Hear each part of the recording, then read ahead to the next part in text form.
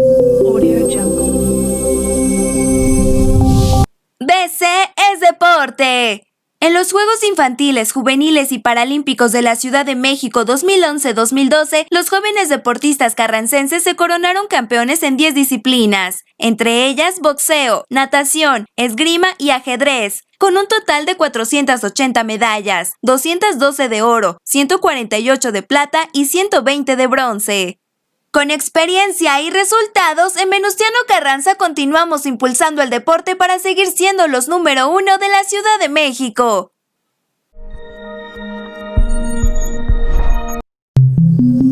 Audio Jungle. BC es deporte. En el Campeonato 2010-2011 de los Juegos Infantiles, Juveniles y Paralímpicos de la Ciudad de México, nuestros jóvenes atletas participaron en más de 30 disciplinas y se galardonaron con 242 medallas en deportes como boxeo, ajedrez y pentatlón, entre otras. Con experiencia y resultados, en Venustiano Carranza continuamos impulsando el deporte para seguir siendo los número 1 de la Ciudad de México.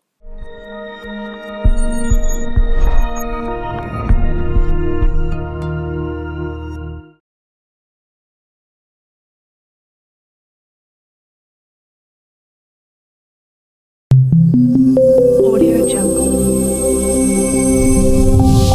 BC es deporte. En el campeonato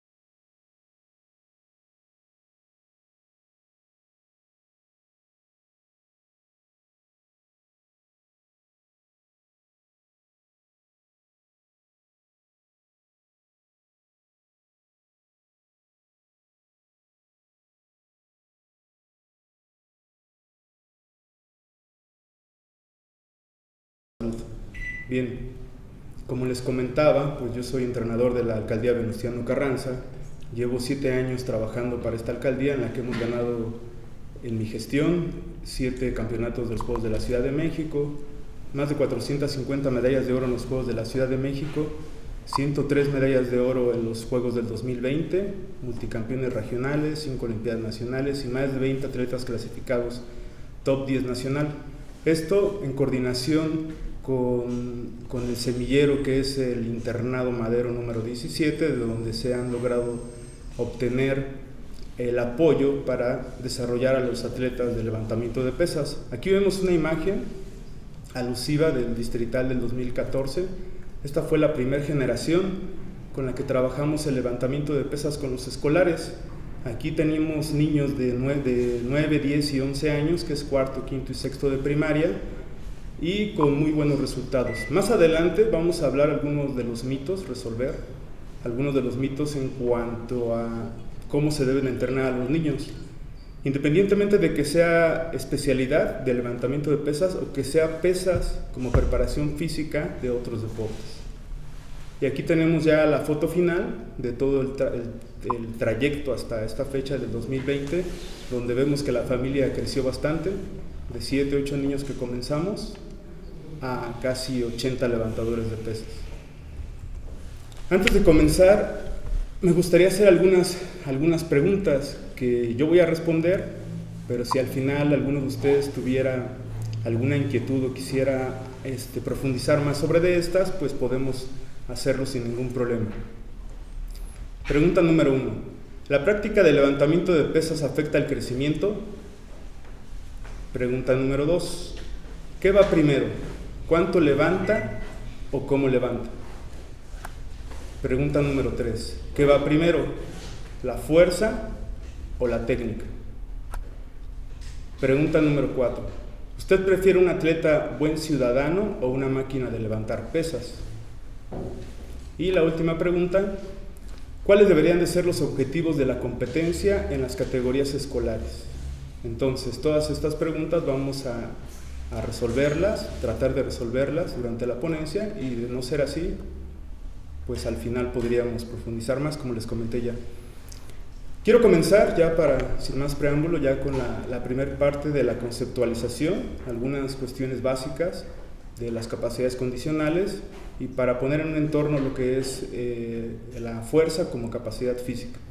Comienzo con esta imagen que dice de Tausolin: para ganancias de rendimiento, el sistema nervioso es la clave. Sus músculos tienen ya la fuerza para levantar un automóvil, aunque todavía no lo saben. Me gusta mucho comenzar con esta ponencia, con esta imagen, con mis alumnos de licenciatura. Como les comenté al inicio, doy clase también en la licenciatura de acondicionamiento físico y recreación, y entrenamiento de la fuerza es una de las materias que más me gusta dar. Entonces, hay un ejemplo en los libros de fisiología, específicamente en el libro de Wilmore y Costil, a donde menciona que un papá está cambiando la llanta de su coche y de repente el gato se cae. El gato, esos hidráulicos que tienen, se resbala y se cae. Entonces su hijo de 10 años, no mencionan si es hijo o hija, de 10 años, tiene la capacidad, por el miedo, por la necesidad de salvar a su papá, de levantar el coche como en un peso muerto. ¿Esto por qué puede ser? Como lo comenta aquí el autor, nosotros tenemos esa capacidad de fuerza inagotable y que nunca o todavía no hemos llegado a desarrollarla a su máximo. Se siguen rompiendo marcas mundiales, se siguen desarrollando métodos, y por medio de la tecnología y los avances científicos, pues cada vez se logra levantar más peso. Entonces, ¿qué es lo que pasa? Que el cuerpo se protege. El cuerpo tiene diversos mecanismos para que vayas modulando esa fuerza, y por medio del entrenamiento deportivo y los métodos de entrenamiento de la fuerza, tú vas modificando este chip, por decirlo de alguna manera, y cada vez vas siendo más fuerte, pero la fuerza está ahí. Se dice que una persona sedentaria llega a utilizar entre el 30 y 40% de toda su fuerza que tiene potencial. Atletas altamente entrenados, atletas olímpicos, llegan a utilizar entre el 90 y el 93% de todo su potencial de fuerza. Nunca o todavía no se llega a utilizar el 100%, por lo que comentaba, ¿no? Hay muchos sistemas de protección del organismo para evitar lesiones, para evitar rupturas de ligamentos, de tendones, y se tiene que ir dando un proceso adaptativo a nivel de órganos, aparatos y sistemas. Bien, pasamos a la siguiente diapositiva. Aquí tenemos la fuerza como capacidad condicional. De nuevo viene entrecomillado del autor, dice: todos tenemos la capacidad de realizar cualquier trabajo, pero no todos desarrollamos esa capacidad. Y viene en concordancia con lo que comentaba antes, ¿no? Cualquier persona podría llegar a ser muy fuerte. Cualquier atleta de los que nosotros tenemos, independientemente del deporte, podría llegar a desarrollar una gran cantidad de fuerza. Los métodos realmente son muy sencillos y muy seguros. Cuando tú trabajas por medio de la metodología rusa, la metodología cubana, la metodología china, la metodología búlgara, dentro de las 4 principales, hay métodos ya muy estudiados y que te van a dar resultados prontos. Entre 4 y 6 semanas tú puedes tener ganancias de fuerza de un 15 a un 20%. El problema o la situación a analizar aquí es en qué momento vas a aplicar esos métodos. Entonces, decíamos, la capacidad de fuerza es una capacidad condicional.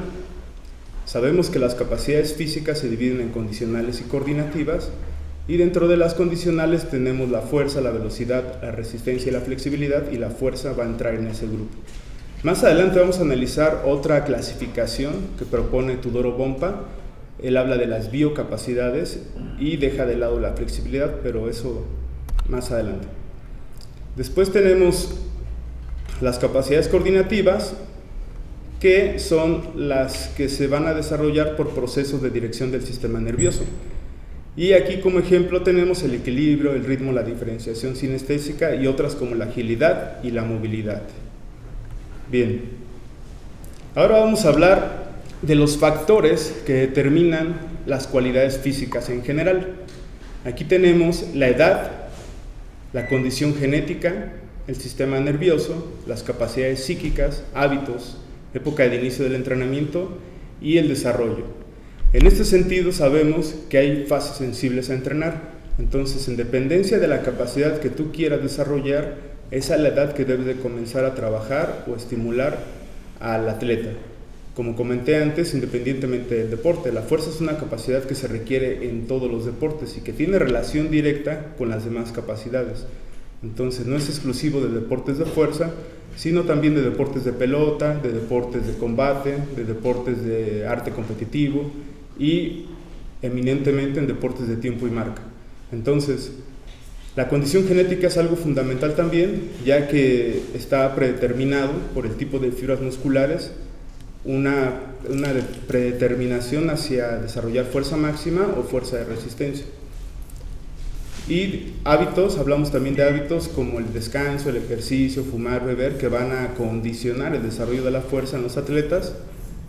Se dan estos casos en los juveniles o en los adultos, y esto va a poner barreras, ¿no?, para poder desarrollar la fuerza de manera ideal.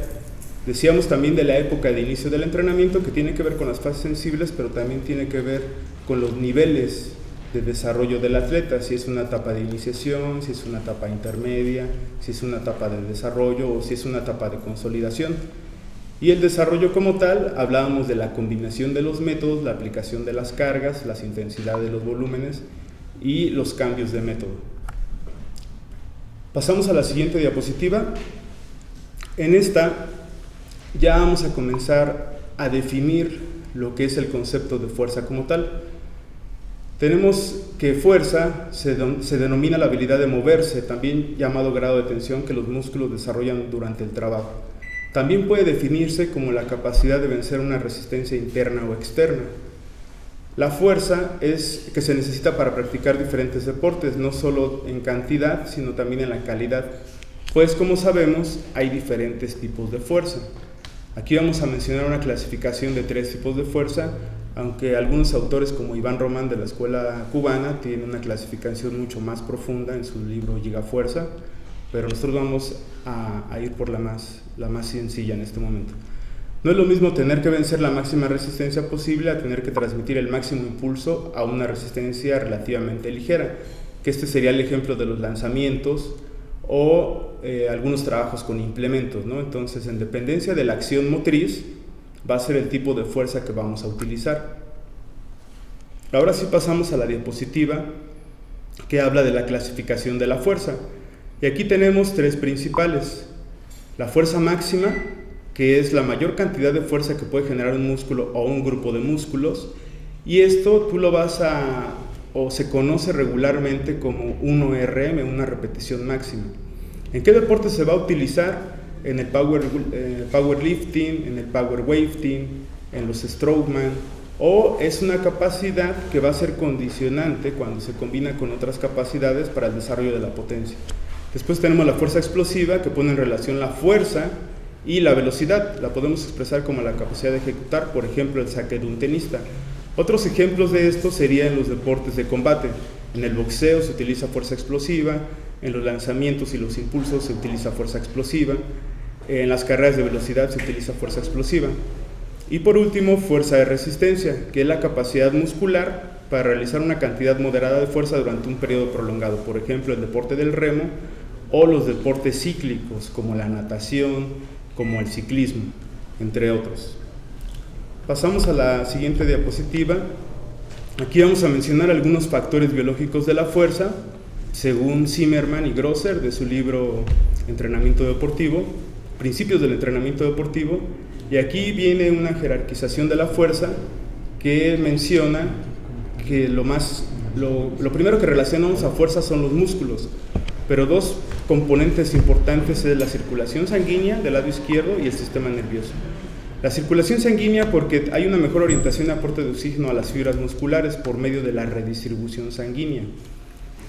Y esto va a favorecer un mayor aporte de nutrientes a los músculos durante la actividad física. Y el sistema nervioso, ya que una mejor coordinación entre las órdenes del sistema nervioso y el trabajo muscular favorecen la capacidad de un mayor reclutamiento de unidades motoras y una mejor coordinación intramuscular e intermuscular durante las acciones motrices que realizan los atletas en el entrenamiento deportivo y en la competencia física como tal del deporte específico. Pasamos a la siguiente diapositiva. Aquí vamos a mencionar algunos factores biológicos de la capacidad de la fuerza, algunos los más importantes, ¿no? El desarrollo de la fuerza depende de la relación entre las fibras de contracción rápida y lenta que forman parte del músculo, como ya habíamos comentado, que ya está predeterminado genéticamente, aunque hay algún tipo de fibras, hay un tipo de fibras que son entrenables.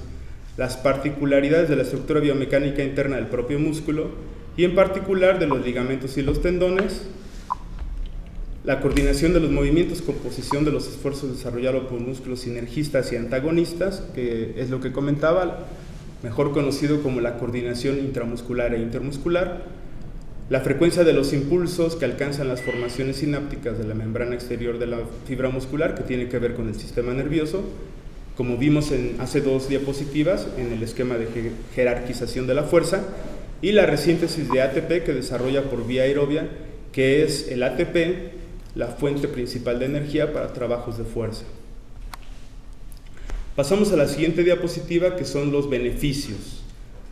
Aquí tenemos diferentes tipos de beneficios. El primero que vamos a revisar son los morfofisiológicos.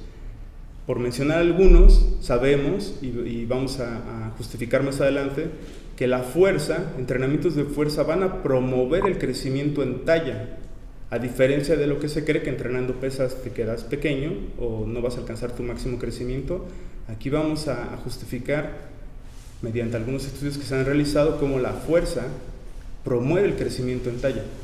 Desarrollo de la estructura muscular y articular, vas a desarrollar masa muscular y vas a generar adaptaciones a nivel articular y ligamentoso.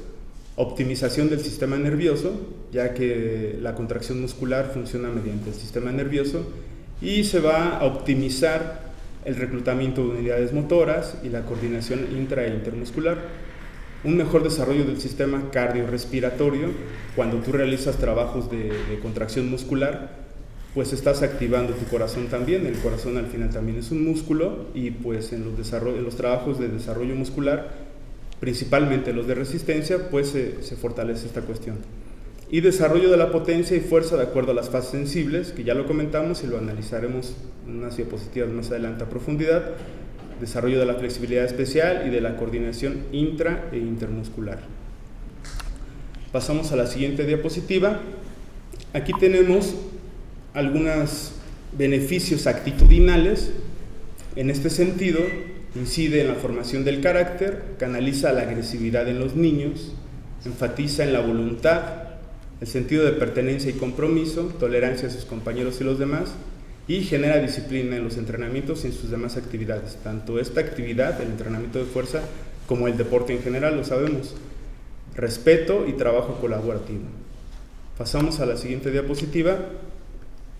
Y aquí ya vamos a hablar específicamente de la fuerza como concepto, analizando algunos autores, para no profundizar mucho o llevarnos mucho tiempo en esta parte, solamente 2 o 3 autores, y vamos a ver qué dice. Desde el punto de vista de la fisiología, se entiende por fuerza muscular la tensión máxima expresada en gramos y kilogramos. Esto de acuerdo o lo podemos encontrar en el libro de Fisiología del Ejercicio de Wilmore y Costil.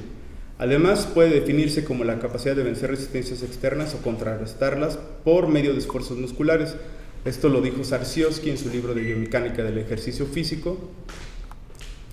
Y tenemos a Rangel, de la escuela cubana, que dice: la fuerza evoluciona de forma natural hasta los 8 años, mediante el juego y las actividades lúdicas. El niño desarrolla su fuerza reptando, trasladando, escalando árboles, saltando, jugando. A partir de los 12 años, que coincide con la pubertad, se desarrolla con mayor rapidez hasta los 18, y es en este momento donde entra la fase sensible para el desarrollo de la fuerza. Llega a su máximo a los 25 años, aunque se puede mantener hasta los 35 con entrenamiento adecuado. Mantener al 100%. Vamos a analizar más adelante cómo personas de 40, 50, 60, 70 años pueden mantener niveles de fuerza elevados que te van a ayudar a mantener un buen tono muscular y estado de salud en general. Bien, ahora desde el punto de vista de la fuerza como biocapacidad, que esto lo propone Bompa en su libro La nueva onda de la fuerza, hablamos de que la fuerza, la velocidad y la resistencia son capacidades hereditarias. Y aquí dejan de lado a la flexibilidad, que sí la mencionábamos en la clasificación tradicional de las capacidades condicionales, pero Bompa la quita porque dice que es una capacidad que no se desarrolla, sino que se pierde a partir de los 5 y de los 6 años. Y que estas capacidades, la fuerza, la velocidad y la resistencia, tienen en común que son fundamentales para alcanzar el performance deportivo. Son capacidades que tienen una interconexión y relación entre sí y que están inherentes prácticamente en todos los deportes como la base para desarrollar las demás capacidades, la técnica y la táctica, y tener un buen resultado deportivo. Y en este sentido, la fuerza se le conoce como la madre de todas las capacidades, ya que tú utilizas la fuerza desde que naces, en la preparación general, si habláramos de un modelo tradicional de Matveyev, en la fase de acumulación, en un modelo de ATR, o en cualquier modelo contemporáneo se utiliza en las principales etapas de la preparación física. Estas capacidades se les llama motrices o biomotoras por su importancia biológica, y aquí viene un término que se utiliza mucho cuando hablamos de entrenamiento de la fuerza, que es la huella biológica. Y la fuerza, al igual que la resistencia, son dos de las capacidades que más huella biológica dejan en el organismo. ¿Qué quiere decir esto? Que lo que yo trabajé en el mes 1, llámese preparación física general o acumulación, va a dejar una huella en mi organismo que yo voy a poder trabajar sobre esa base en las siguientes etapas de la preparación. Y esa fuerza general que yo trabajé al inicio, de adaptaciones anatómicas a nivel articular y ligamentoso, después lo voy a poder convertir en fuerza específica y en fuerza explosiva, en fuerza potencia, en fuerza resistencia, en dependencia del deporte, de los contenidos del entrenamiento de cada deporte. Pasamos a la siguiente diapositiva, por favor, la que dice fundamentación teórica morfofuncional, y aquí vamos a hablar de 6 aspectos fundamentales que tienen que ver con el desarrollo de la fuerza y de algunas bondades que de pronto no se habla mucho de la fuerza, pero que son fundamentales para el desarrollo de los jóvenes atletas que tenemos en la delegación, y que nos van a ayudar muchísimo para entender algunas cuestiones de la importancia de la fuerza en la preparación física de todos los deportes en general. El aspecto número 1 son leyes fundamentales del crecimiento, alteraciones posturales, adaptación funcional del hueso a la actividad física, adaptación muscular, sistema nervioso y fases sensibles. Vamos a entrar a esta parte, y aquí tenemos, para responder a una de las primeras preguntas cuando comenzó la presentación, donde yo les comentaba a qué edad se debe de comenzar a trabajar las pesas. Pues se encuestaron a más de 30 entrenadores especialistas de nivel internacional, y la edad promedio a la que se llegó a la conclusión es de 10 a 12 años, la mayoría de ellos 10 y 11 años. Esto es una encuesta de entrenadores de levantamiento de pesas, pero vamos a datos más concretos de estudios poblacionales. El doctor Carlos Cuervo, que es entrenador en jefe, es profesor en jefe de la especialidad en levantamiento de pesas en la Universidad en Ciencias de la Cultura Física en La Habana, Cuba, y es metodólogo de la Selección Nacional de Cuba e investigador de muchísimas tesis, y realizó en su tesis doctoral una investigación en la que se hizo un estudio de la población en Cuba y se comprobó que los levantadores de pesas, como lo vemos en la gráfica del lado derecho en rojo, alcanzan una mayor talla en estatura en centímetros, que está en la gráfica en el lado izquierdo en centímetros, contra gente sedentaria. De 2 a 16 años, niños jóvenes sedentarios contra niños que levantaron pesas, crecieron más en talla los niños que levantaron pesas. Esto rompe uno de los mitos que nosotros tenemos de que levantando pesas te quedas más pequeño, cuando sabemos que realmente la estatura está predeterminada genéticamente y es el promedio de la estatura del padre y de la madre. Entonces hay algunos factores que van a influir en que tú alcances tu máximo potencial de estatura, ¿no? Lo vemos que entre hermanos de los mismos padres, padre y madre, de pronto un hermano es más alto que el otro. ¿De qué depende esto? Del descanso, de la alimentación y del tipo de actividad física que desarrollaste. Nosotros podríamos decir, bueno, pero el máximo exponente de las pesas, que es Naim Soleimanoglu, 3 veces campeón olímpico búlgaro, es muy pequeñito. Pues sí, pero en estos tiempos actuales tenemos a Lasha, que mide casi 2 metros y es el levantador que más peso ha levantado de todos los tiempos. Entonces también rompe un poquito ese mito. Lo que pasa es que no era tan conocido, y el más conocido, el primer referente que tú tienes es Naim Soleimanoglu, que es muy pequeñito. Entonces, no es una consecuencia de levantar pesas, sino es una selección natural. Lo mismo sucede en el básquetbol. No necesariamente por jugar básquetbol y saltar, tú vas a crecer más. Al saltar no te estás estirando y creciendo más, sino que es una selección natural de la gente que es más alta y destaca en el básquetbol por la estatura que tiene, aunque también hay casos de jugadores de la NBA que miden unos 75 o menos. Entonces no es una condicionante. Ahora vamos a analizar, cuando veamos las leyes del crecimiento, cuál es la razón por la que jugando básquetbol o levantando pesas o jugando voleibol sí tiendes a crecer un poquito más. Bien, también en este mismo estudio del doctor Cuervo con la población cubana se pudo analizar que la gente sedentaria del lado izquierdo en la columna azul contra los atletas que levantaron pesas del lado derecho en la columna roja, en kilos está expresado su peso corporal. Entonces hay un mayor peso corporal en la gente que entrenó con pesas, un desarrollo de la masa muscular y de la densidad ósea y el crecimiento aposicional del hueso y la configuración del hueso, que es la estructura funcional, en relación a los niños que son sedentarios. Bien, entonces está interesante esta parte. Les recalco, de 2 a 16 años, que es la etapa de la fase sensible. Y ahora sí, como había comentado, aquí está la tabla de Grosser y otros autores del libro Principios del Entrenamiento Deportivo de Grosser, a donde habla de las fases sensibles. Este es un compilado que se hizo. Vamos a pasar a la siguiente diapositiva para ver la simbología y después nos regresamos. Dice una X, entrenamiento cuidadoso. ¿Qué quiere decir esto? Que se va a entrenar de 1 a 2 veces por semana, independientemente de la carga, del volumen y de la intensidad y la densidad.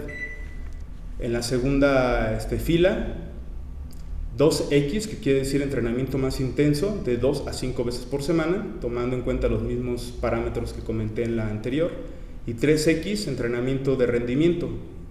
Y la línea continua es según el plan. Esto va a tomar importancia cuando hablemos de la flexibilidad. Nos regresamos a la anterior. Y aquí vemos, en la columna del lado izquierdo, tenemos las capacidades físicas: fuerza máxima, potencia, fuerza resistencia, resistencia aerobia, anaerobia y flexibilidad. En la siguiente columna, una M de masculino, una F de femenil, con rojo masculino, con F femenil. En las siguientes columnas dice edades y están los rangos de 5 a 8, de 8 a 10, de 10 a 12, hasta 18 a 20. Y hoy estamos hablando de la fuerza y vemos que, como lo vimos en las anteriores diapositivas y en el estudio que se hizo en Cuba, la fuerza se comienza a trabajar con poco énfasis, de 2 a 3 veces por semana, a la edad de 13 a 14 años en las mujeres y 14 a 16 en los hombres. ¿Esto por qué? Porque las mujeres maduran antes que los hombres en cuanto a capacidades de fuerza se refiere y fuerza máxima. Y esto nosotros lo pudimos comprobar en las prácticas con los niños del internado, que trabajamos las pesas que les comenté al inicio, y las niñas de quinto y sexto eran más fuertes que los niños entrenando lo mismo, y los niños no se explicaban cómo pasaba esto y decían, ¿cómo puede ser que la niña me gane si yo soy hombre? Los hombres somos más fuertes porque tenemos más testosterona. Eso es verdad, pero a esa edad todavía no comienza la producción de testosterona de manera simbólica. Entonces las niñas al madurar antes son más fuertes, ya después se invierte. Y vemos que el mayor punto de énfasis en el desarrollo de la fuerza máxima es a partir de los 18 y a los 20. Entonces, ¿qué quiere decir esto? Que yo puedo comenzar a trabajar la fuerza 1 a 2 veces por semana a los 14 años, independientemente del volumen, o sea, de cuánta cantidad, de la intensidad, de a qué porcentaje o a qué vigor lo voy a trabajar, y de la densidad, ¿no? Que son componentes de la carga, cuánto tiempo voy a dejar de descanso entre una serie y otra. Entonces, ya lo puedo comenzar a trabajar partiendo de tu peso corporal y trabajando al 50% o menos, o partir de, como comenté al inicio, actividades con tu propio peso, cuadrupedia, reptar, cargar, trasladarse, el uso de implementos, antes de trabajar ya con una barra de pesas olímpica. Bien, en este sentido, que es una capacidad que va muy relacionada con la fuerza, nada más me gustaría hablar de la potencia, y que es la justificación por qué el levantamiento de pesas se comienza a trabajar a los 10 años. Porque como vemos en esta tabla del estudio que se hizo entre diversos autores, la potencia en las niñas se comienza a desarrollar de 2 a 3 veces por semana en su primer punto de énfasis a los 10 años, que es quinto de primaria. Entonces tú a esa edad deberías de comenzar a desarrollar la potencia si quieres que llegue a alcanzar su máximo potencial. De no ser así, si yo empiezo a trabajar un atleta que yo quiero que sea levantador de pesas, o un deporte que tenga como dentro de sus contenidos del entrenamiento, una dirección fundamental sea el desarrollo de la fuerza y de la fuerza explosiva, y yo comencé a desarrollarlo a los 16 años, pues ya no va a alcanzar su máximo potencial en el desarrollo de la fuerza explosiva o de la potencia. Entonces, para eso sirven las fases sensibles.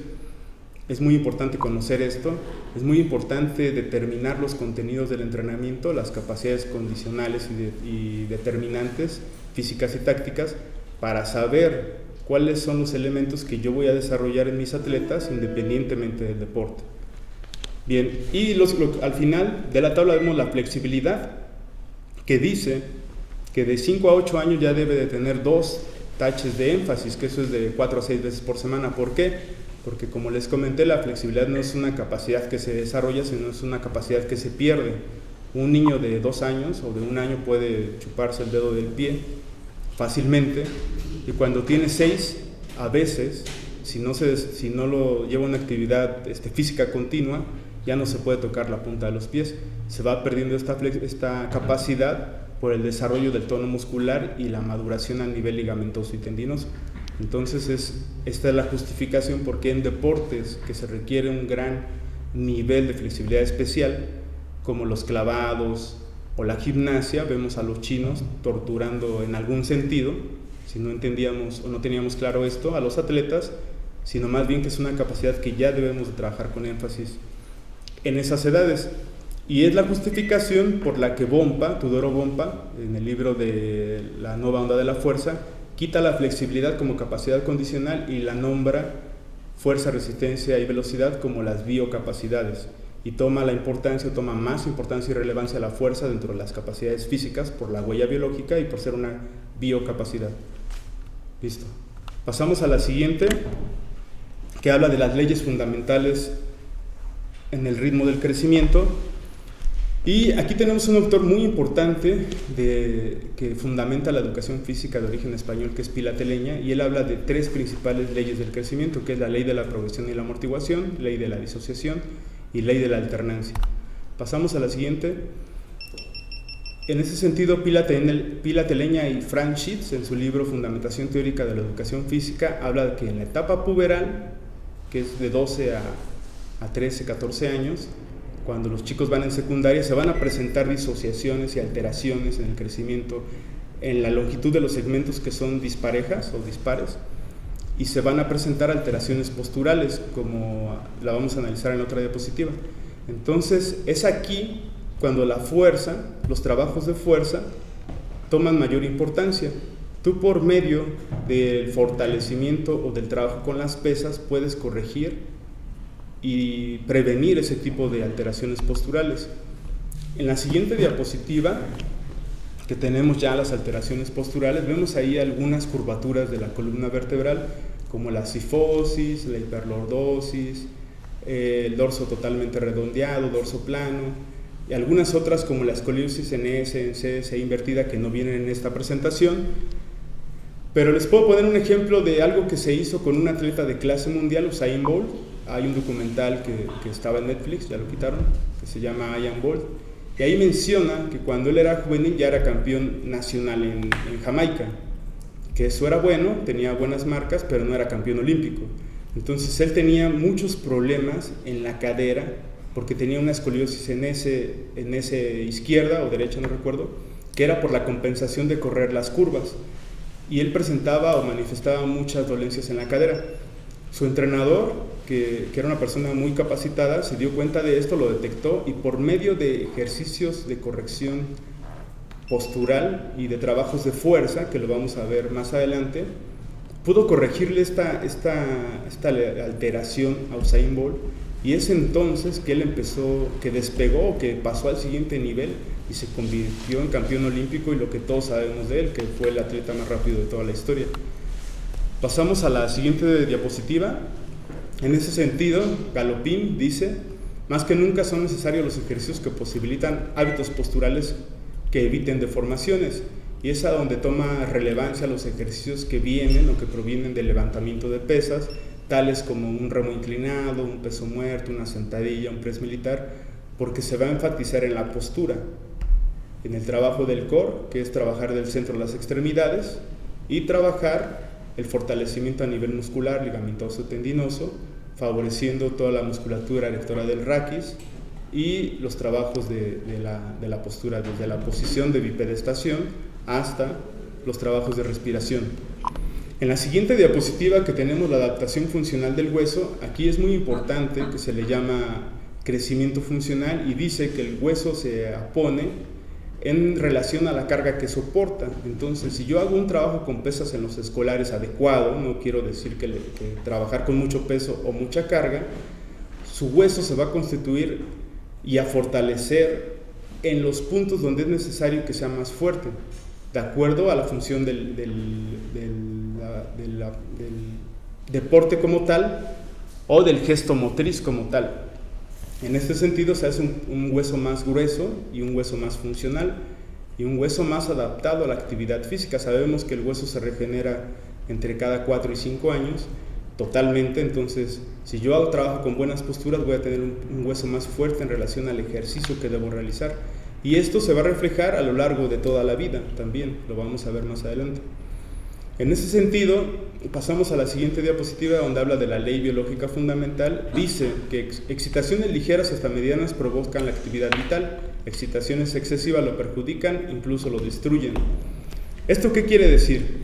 Cuando hacíamos el ejemplo del básquetbol, un basquetbolista no crece más porque se la pasa saltando y al saltar se estire, sino que al saltar tantas veces, al igual que un voleibolista, y tener tantos impactos en el piso, está creando este estímulo sobre esta ley biológica fundamental, y como consecuencia, acompañado de un buen descanso, que decíamos que en hermanos que juegan básquetbol uno puede crecer más y otro menos, y una buena alimentación, promueve el crecimiento longitudinal. Y es lo mismo que pasa en las pesas. Tú cuando haces un levantamiento de pesas, estás soportando una carga y estás trabajando con saltos, en periodos, como comentaban aquí, 2 veces por semana, lo que estás haciendo, en lugar de provocar que el niño se quede más pequeñito, es que estás promoviendo el crecimiento longitudinal. Y aquí lo dice esta ley biológica fundamental del crecimiento y la investigación que ya vimos con poblaciones que se hicieron en Cuba.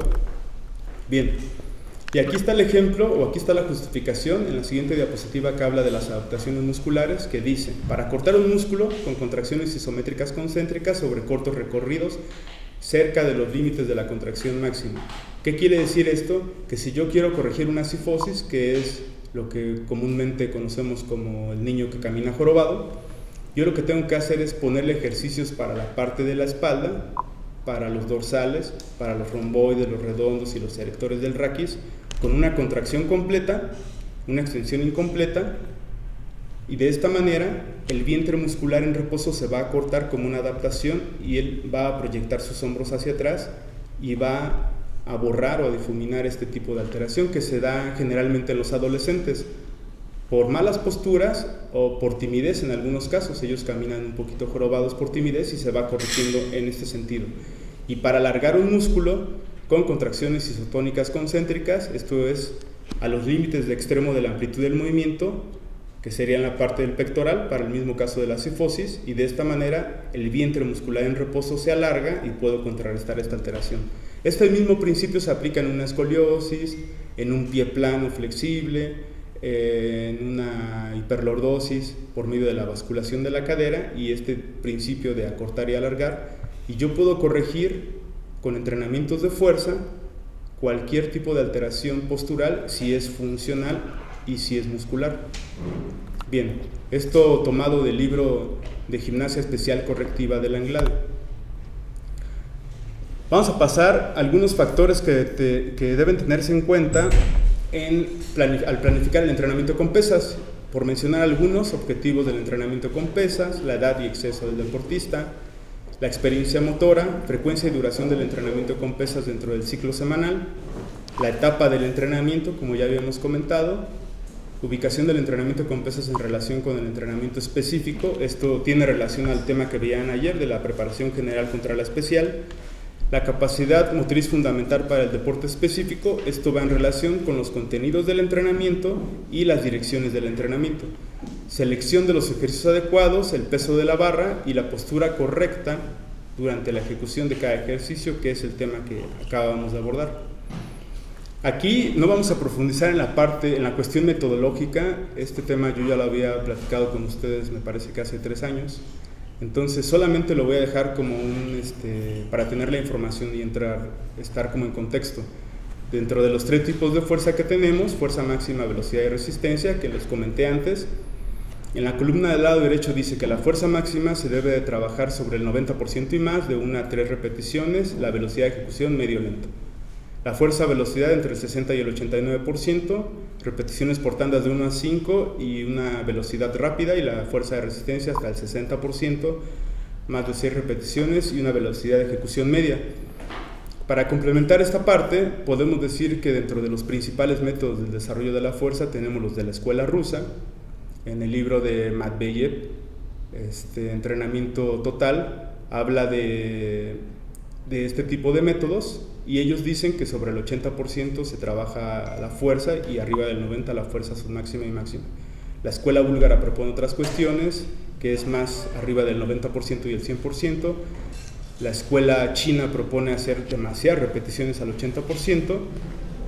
Y cuando hablamos de fuerza-velocidad, los que tienen la propuesta más interesante es la escuela cubana, que habla de la intensidad media relativa, que es el promedio de todas las intensidades, y lo maneja por zonas de intensidad. Entonces ellos dicen que en la zona 2 y en la zona 3, que es del 60 al 69 y del 71 al 79, es donde se desarrolla la fuerza-velocidad. Y por último, la fuerza-resistencia, que uno de los métodos principales podría ser el entrenamiento en circuito, el entrenamiento por estaciones, y más recientemente conocidos los métodos HIIT, los métodos Tabata, los métodos de CrossFit para entrenamientos de fuerza-resistencia. Pasamos a la que sigue. Ya por último, en la cuestión de la teórica, hablamos del orden consecutivo del desarrollo de la fuerza, y aquí tenemos 3 principales aspectos. El número 1, el desarrollo muscular, que es la fase de adaptaciones anatómicas, donde yo debo de crear adaptaciones a nivel ligamentoso, tendinoso y muscular, que me van a preparar para después trabajar la fuerza específica y la coordinación intramuscular y la fuerza específica. En ese sentido, esta primera etapa se puede trabajar si hablamos de un modelo de periodización tradicional en la preparación general, si hablamos de un modelo de ATR en la fase de acumulación. La segunda etapa del orden consecutivo del desarrollo de la fuerza sería la coordinación intramuscular y el entrenamiento combinado. Aquí yo ya voy a trabajar métodos para el desarrollo de la fuerza, que son métodos que van a estimular o van a propiciar la activación de unidades motoras, como los métodos de intensidad media relativa que comenté, o los métodos de fuerza a diferentes intensidades de la escuela rusa. Y la fuerza específica, Bueno, esta parte se trabajaría ya sea en la preparación especial o en la creación de la forma o precompetitivo, si es un modelo de ATR, en la parte de la transferencia o la transformación. Y la fuerza específica en el orden consecutivo, el número 3, hablamos de fuerza explosiva rápida, máxima o resistente, en dependencia del tipo de deporte al que estemos dirigido, y esto ya se trabajaría en la parte competitiva o en la parte de realización. Bien, vamos a pasar a un comercial, vamos a pasar a unos comerciales, una pausa. Audio Jungle. BC es deporte. En el Campeonato 2010-2011 de los Juegos Infantiles, Juveniles y Paralímpicos de la Ciudad de México, nuestros jóvenes atletas participaron en más de 30 disciplinas y se galardonaron con 242 medallas en deportes como boxeo, ajedrez y pentatlón, entre otras.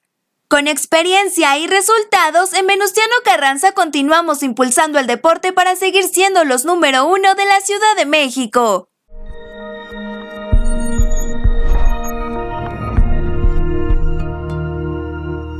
Ya esto es rápido, 3 minutos y ya. Audio Jungle. BC es deporte. En el Campeonato 2010-2011 de los Juegos Infantiles, Juveniles y Paralímpicos de la Ciudad de México, nuestros jóvenes atletas participaron en más de 30 disciplinas y se galardonaron con 242 medallas en deportes como boxeo, ajedrez y pentatlón, entre otras. Con experiencia y resultados, en Venustiano Carranza continuamos impulsando el deporte para seguir siendo los número 1 de la Ciudad de México.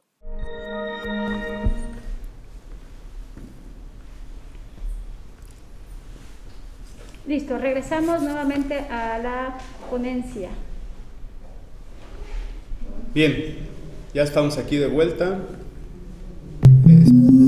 Audio Jungle. BC es deporte. En el Campeonato 2010-2011 de los Juegos Infantiles, Juveniles y Paralímpicos de la Ciudad de México, nuestros jóvenes atletas participaron en más de 30 disciplinas y se galardonaron con 242 medallas en deportes como boxeo, ajedrez y pentatlón, entre otras. Con experiencia y resultados, en Venustiano Carranza continuamos impulsando el deporte para seguir siéndolo. Bien, ya estamos de vuelta con ustedes. Ya vamos a pasar a la última parte, 5 minutitos más, con unas últimas diapositivas que quedan por aquí. Y entraremos a la parte de preguntas y respuestas para que vayan preparando sus preguntas, por favor. Bien, aquí tenemos una diapositiva donde vamos a ver algunos ejemplos de los deportes donde se utiliza la fuerza como fundamental, ¿no? Como su principal expresión. Dentro de ellos tenemos al strongman o atletismo de fuerza, que son deportes en los que se dedican a levantar fuerza máxima como tal, a cargar autos, a levantar troncos. Aquí los principales exponentes tenemos a Eddie Hall, la bestia, que tiene el récord de más de 500 kilos de peso muerto, o a Brian Shaw, que pesa casi 180 kilos y ha ganado varias veces este evento. En la siguiente tenemos el levantamiento de potencia, que es un deporte en el que se compite en 3 disciplinas como tal, que es press de banco, una repetición máxima, sentadilla a una repetición máxima y peso muerto. Puede ser sentadilla, peso muerto de sumo o peso muerto convencional, y la sentadilla puede ser normal o igual en posición de sumo. Aquí los récords igual son impresionantes, se levantan más de 1000 kilos en el total de los 3 ejercicios, y también es un deporte que es paralímpico, a nivel olímpico hay paralímpico también. Tenemos los lanzamientos en el atletismo, donde el componente de fuerza explosiva es fundamental y fuerza potencia, y los impulsos de bala. El levantamiento de pesas, weightlifting, que es la fuerza es un componente fundamental y la fuerza potencia. Y el CrossFit, que últimamente ha tomado relevancia. Y aquí es interesante recalcar un ejemplo, que estos 2 atletas que vemos en pantalla, que es Matt Fraser, 4 veces campeón de los CrossFit Games, y Tia Clark, que es 2 veces campeona de los CrossFit Games, los 2 fueron levantadores de pesas y son los que están teniendo más resultados. ¿Qué es lo interesante de esto? Que con la base del levantamiento de pesas y de la fuerza, como hemos estado comentando, aprendieron los elementos técnicos y lo desarrollaron por medio de los trabajos metabólicos que propone CrossFit, y son dos atletas que prácticamente dominan totalmente su deporte. Entonces la importancia que tiene la fuerza con las demás capacidades y en la preparación física de todos los deportes. Vamos a hablar ahora acerca de obesidad y sedentarismo. Aquí lo pongo como ejemplo. ¿Qué sucede regularmente cuando tenemos a una persona con sobrepeso en el gimnasio, los que son instructores de pesas, o un error que se cometía antes? Decirte, bueno, pues súbete a una caminadora a caminar o correr, cuando esta persona tiene sobrepeso. Entonces, ¿qué es lo que va a pasar? Pues se va a lastimar las articulaciones y no va a regresar al gimnasio. ¿Qué es lo primero que tengo que hacer? Ponerle un trabajo de fortalecimiento con pesas, así como vemos ahí al atleta del lado derecho muy contento trabajando con sus mancuernas. Puedo trabajar circuitos de pesas, de fortalecimiento, 15 a 20 repeticiones para adaptaciones anatómicas, y progresivamente incorporarlo a los trabajos aeróbicos. De esta manera va a tener mejores resultados en un más corto tiempo y voy a prevenir cualquier tipo de lesión. Entonces ahí es otro de los casos donde la fuerza toma relevancia e importancia. Y otro factor fundamental es en la sarcopenia, que es la pérdida de masa muscular por la edad, a través de la edad.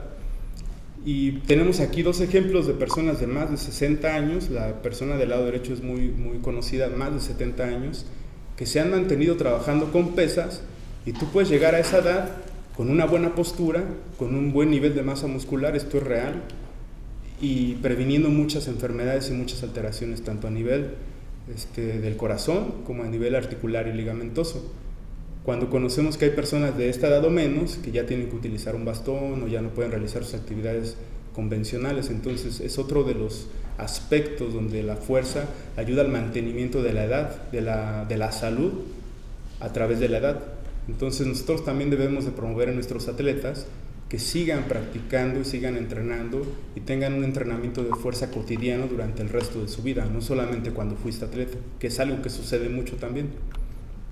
Y para finalizar con esta frase de Arkady Nikitich Vorobyov del libro Los Forzudos del Mundo, que es como la Biblia del entrenamiento de pesas, dice: para percibir la fuerza, para deleitarse con la salud y cantar la victoria, hay que pelear con los hierros, hay que desafiarse a sí mismo y a los otros. En los entrenamientos el pesista desafía al metal y aprende a imponerse a este último. Entonces es un pensamiento de Arkady Nikitich que me agrada. Y ahí tenemos a Pirros Dimas, que es el mejor levantador de todos los tiempos, 3 veces campeón olímpico y un bronce.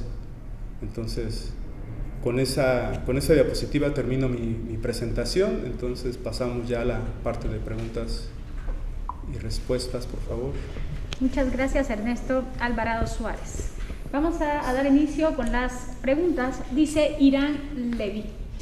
Dice, ¿puede dar algunos ejemplos de algunos ejercicios para escoliosis y cifosis? ¿Cómo lo fortalecemos?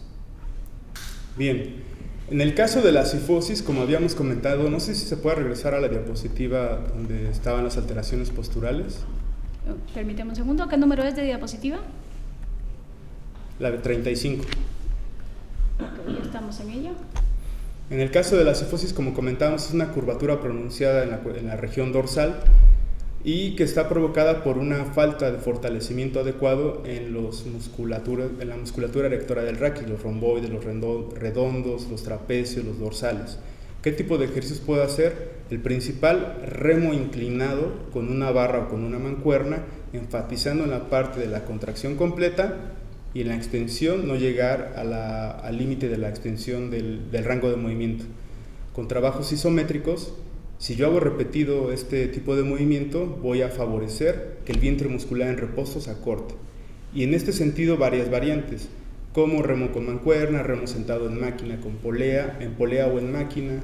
Algunos trabajos con pesa rusa puede ser, el conocido remo chino, que es remo, pero utilizando el apoyo sobre la pierna, y todos los trabajos que favorezcan la aducción escapular van a favorecer este tipo para desvanecer o fortalecer y disminuir este tipo de alteración. En el caso de la escoliosis es un poquito más complejo, hay escoliosis en S, hay escoliosis en C, izquierda, derecha, o en S izquierda, en S derecha. Este tipo de alteraciones las puedes detectar con test. Comentaba que en el libro de Gimnasia Especial Correctiva vienen todos los test que tú puedes ubicar para detectar esas alteraciones en tus atletas, y es el mismo principio. Si habláramos de una escoliosis en C izquierda, tengo que promover ejercicios sobre el lado derecho para tratar de corregir esta cuestión, y del lado que está el lado de la concavidad de la escoliosis, ejercicios que elonguen para contrarrestar, y estar evaluando constantemente. Excelente. Nos preguntan, bueno, nos dicen, en los deportes de inicio a edades tempranas, ¿cómo la gimnasia, el desarrollo de la fuerza se comienza entre los 6 y 7 años? Ya que su nivel técnico a los 12 años tendrá casi que cumplir con los parámetros de un competidor de alto rendimiento. ¿Cómo recomiendas si según los estudios empieza la fuerza a los 13 años? Bien, en el caso de la gimnasia es un deporte que cuando hablamos de alto rendimiento, que lo mencionaron ahí, de pronto se rompen o se transgreden algunas de estas reglas, ¿no? Y es un deporte que lleva mucho nivel técnico. Entonces se debe de comenzar a trabajar sobre todos los elementos técnicos, al igual que en las pesas, sobre la especialización de la técnica, y ahí no habla o no menciona o no estamos comentando que ya se tenga que trabajar sobre una fuerza máxima.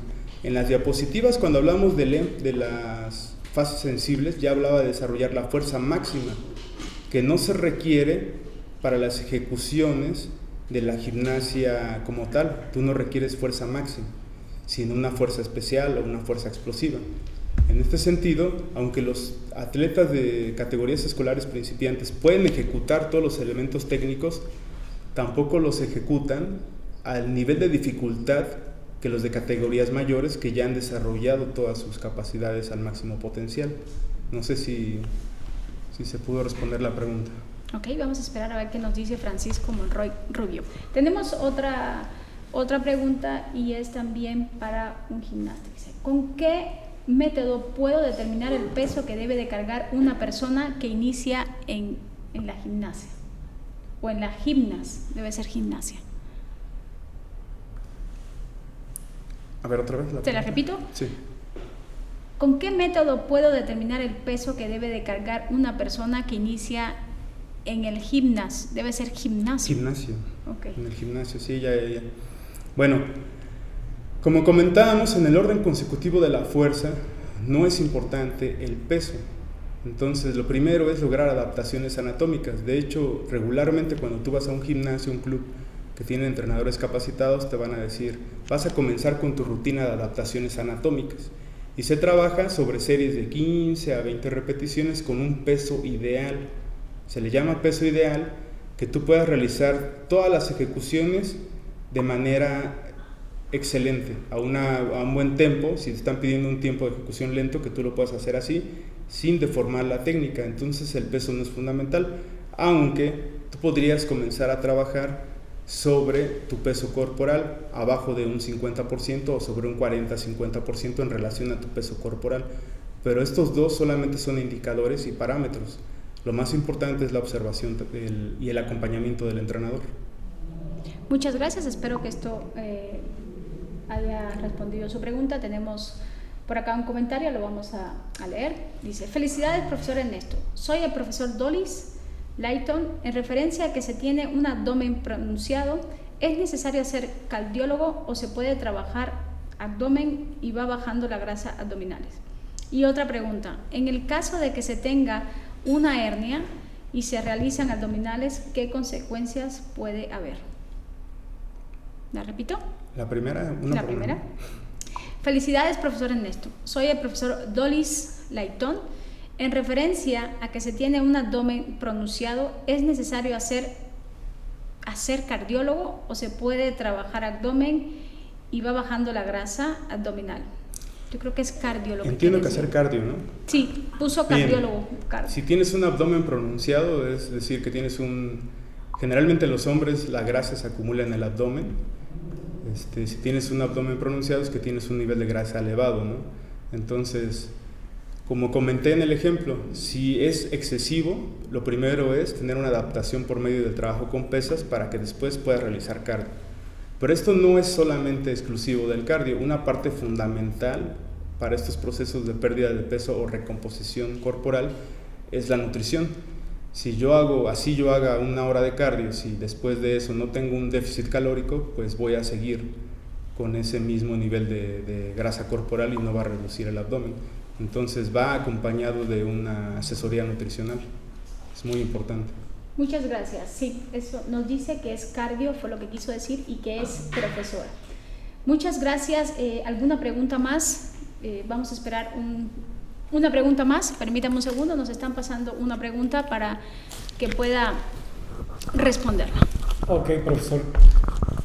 Dice así la pregunta: ¿a qué edad los niños y las niñas en la disciplina de judo se les puede dar el entrenamiento físico constructivo? Bien, pues va en relación a lo que comentábamos de acuerdo a las fases sensibles. Tú puedes comenzar ya a enfatizar en la fuerza a partir de los 11, 12 años, aunque la potencia, que en el caso del judo se utiliza porque es un deporte donde requieren lanzamientos y proyecciones, entonces hay un componente de fuerza explosiva que se puede comenzar a desarrollar a los 8 o 9 años, con 1 a 2 veces de trabajo por semana.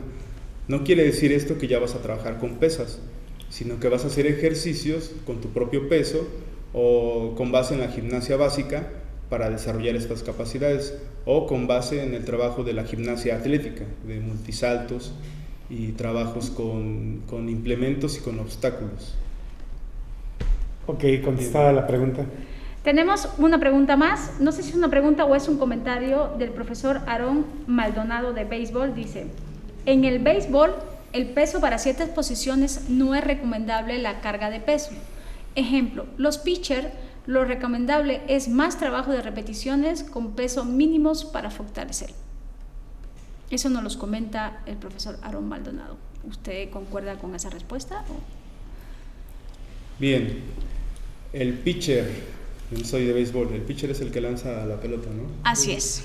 El lanzador requiere una fuerza explosiva para poder hacer lanzamientos con potencia y con precisión. Y como son tantos los lanzamientos que requiere, él no puede entrenar sobre una repetición máxima o estar preparado su sistema energético para hacer 1 o 2 lanzamientos, requiere hacer muchos lanzamientos.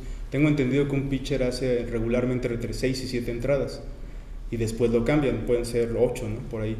Entonces, él requiere una base de entrenamiento de fuerza explosiva y fuerza potencia, pero con resistencia a la fuerza. Entonces, en ese sentido, creo que comenta el entrenador que se requiere estar trabajando repeticiones, aunque en algún momento de su preparación física, en las primeras etapas podría tener una base de fuerza y de fuerza explosiva para después tener unos mejores lanzamientos y trabajar en lo específico de la precisión y de la resistencia y la táctica a los lanzamientos. Así es. Bueno, agradecer la ponencia del maestro Ernesto Alvarado Suárez, desarrollo de la fuerza durante la preparación. Muchísimas gracias, maestro, y nos vemos pronto. Nos preguntan, la última pregunta es: ¿dónde pueden encontrar este PowerPoint o cómo se lo podemos hacer llegar a los entrenadores? Pues yo creo que por medio del área metodológica, con el profesor Linares, yo se lo voy a hacer llegar y él se los podría hacer llegar por medio de los grupos que tenemos en la alcaldía. Ya por último, me gustaría decirles que nosotros estamos en el Deportivo Eduardo Molina, entrenando con los escolares. Si alguien se quisiera integrar al equipo de levantamiento de pesas, estamos de lunes a jueves, de 6 a 8 y los sábados de 10 a 12. Y sería todo por mi parte, muchas gracias, un gusto haber estado con ustedes y nos vemos en próximas ocasiones. Muchas gracias. Audio Jungle. BC es deporte. En los Juegos Infantiles, Juveniles y Paralímpicos de la Ciudad de México 2007-2008, nuestros jóvenes atletas compitieron en más de 30 disciplinas como boxeo, tiro con arco, levantamiento de pesas y pentatlón, entre otras. En este torneo deportivo nos coronamos campeones con 318 medallas de oro, 207 de plata y 187 de bronce, con un total de 712 preseas. Con experiencia y resultados, en Venustiano Carranza continuamos impulsando el deporte para seguir siendo los número 1 de la Ciudad de México.